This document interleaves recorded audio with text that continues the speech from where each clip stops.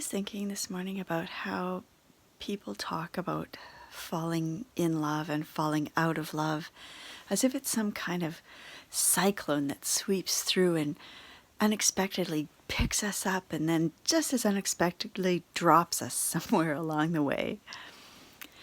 And I was thinking, what if the cyclone was our own subconscious?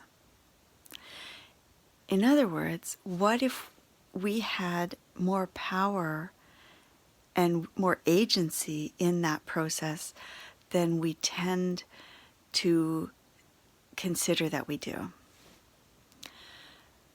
We really do tend to think of love as something that washes through us, that comes and goes, and we have no power over it. But in fact, our subconscious patterns and mechanical behaviors and habits have so much to do with that process. We fall, for instance, I think falling out of love is a little easier to see because falling in love is so fast and so potent, generally, that it's difficult to tease out our part in that. And really that's not necessarily as important, I think, as the ability to stay in love, to sustain love. So let's look at falling out of love. When we have these patterns, have you ever experienced loving something about someone when you're falling in love with them, and then later that very same thing drives you crazy and you can't stand it anymore? And what is that, right?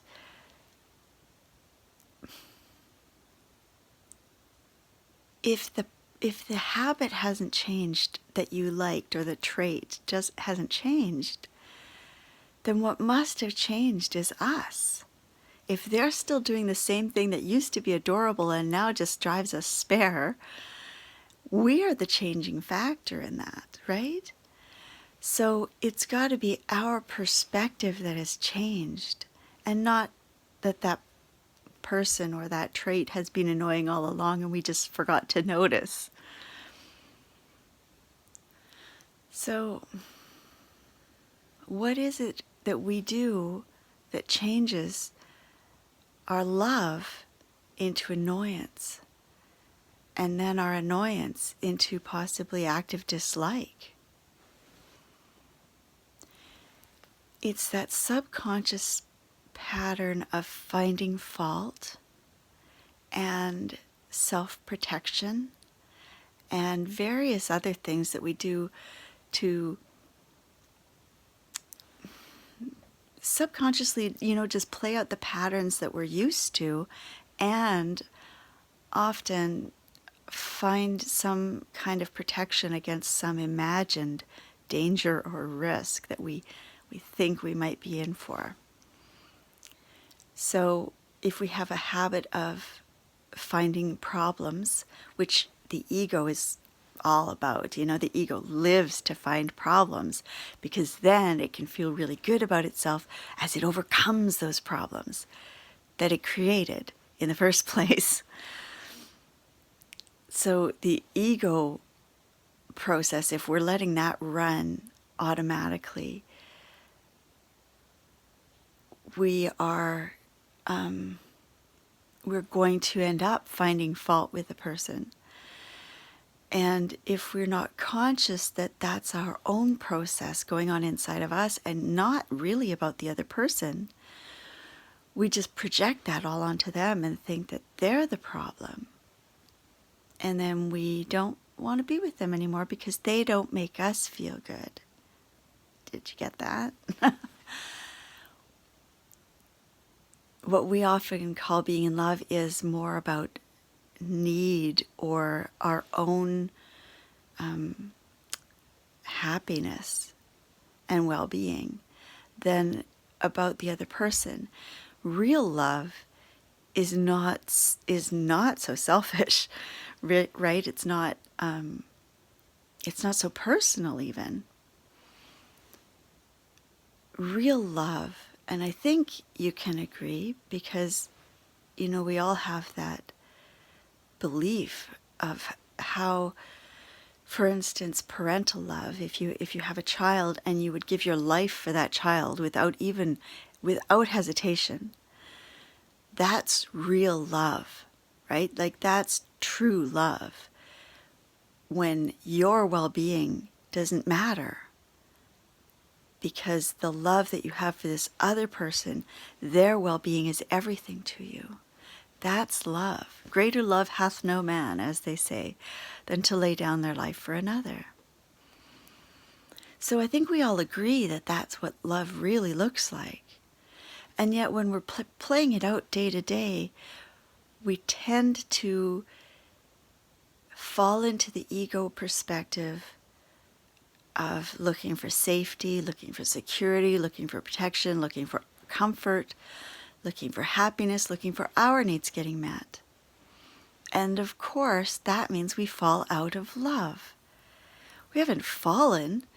We've consciously or not chosen to put ourselves and our own needs and desires ahead of not only the other person, but ahead of the experience of love.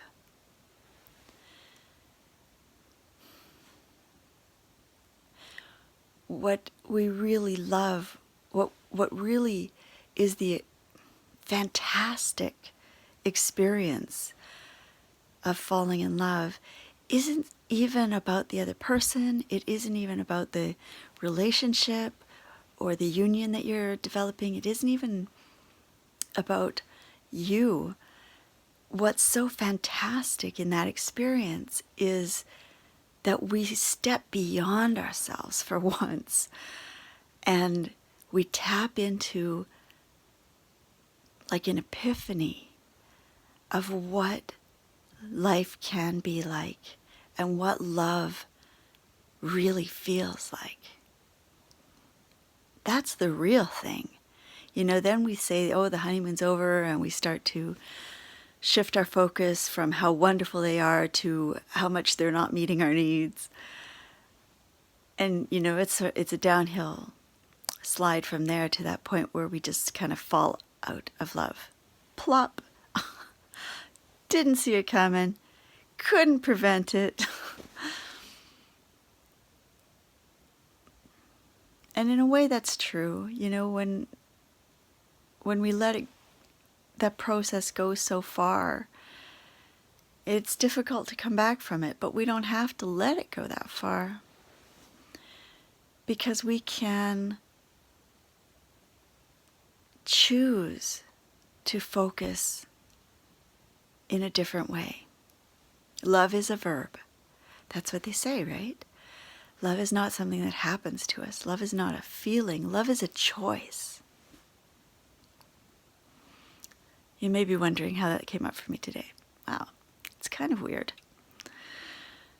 The last couple of nights, my cat, I have one cat in particular who sleeps with me. We have 3 cats, but it's kind of like my cat, my spouse's cat, and both of our cats, the way they relate to us. And so the cat who's, very close to me, a part of my heart, I call him my familiar, because we have this special kind of relationship on an energy level. And he sleeps with me, and right up, by my head usually. He's a cat. And the last couple nights, something weird happened, or didn't happen, or something. And I was sleeping here,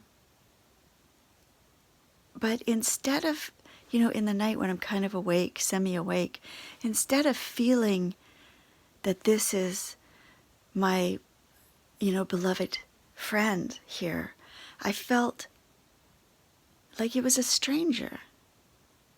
I don't know if I can explain that, but it was just like he wasn't there, or he wasn't he wasn't the friend. There was not that connection. It's very hard to explain and very weird, and I'm not really sure what happened. Like, was he out of the body then and traveling, and I just didn't feel his presence or something, his energy presence? I think that's probably the most likely, but I don't really know.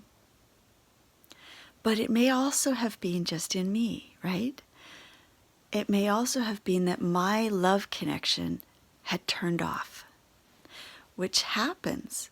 I mean, I'm still in the process of developing the ability to love, as you may have heard from me before, that I have been love deaf. And so it's a practice for me. I'm developing this skill. So maybe it just kind of turned off because I hadn't practiced it enough in a few days or something. And so I was thinking about that, and I was thinking about what makes that heart connection sustain, and how we can bring that up consciously and purposefully. We can feed that love, and that sustains our relationship. That sustains the love, and it's a conscious choice. Well, I'm not going to go into detail right now about how to do that, because our time is getting up there, and it's really, it's a whole course long I've been developing. I don't think I can do it in a minute. But I just wanted to bring this out today and spark a new way of,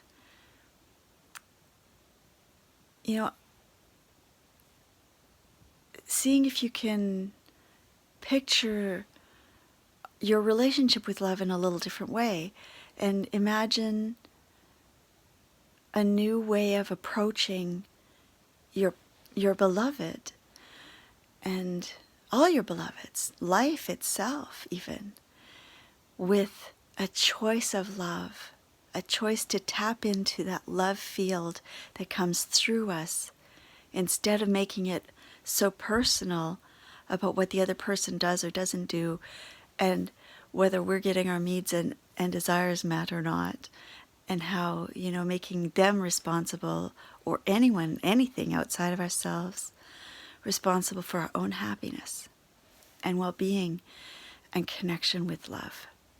So, doesn't that sound so much nicer? When we have a little bit of power over the process, and we can choose to participate in something so much more joyous and so much more fulfilling and elevating and healing, just so much more wonderful. So why don't we make that our practice for today?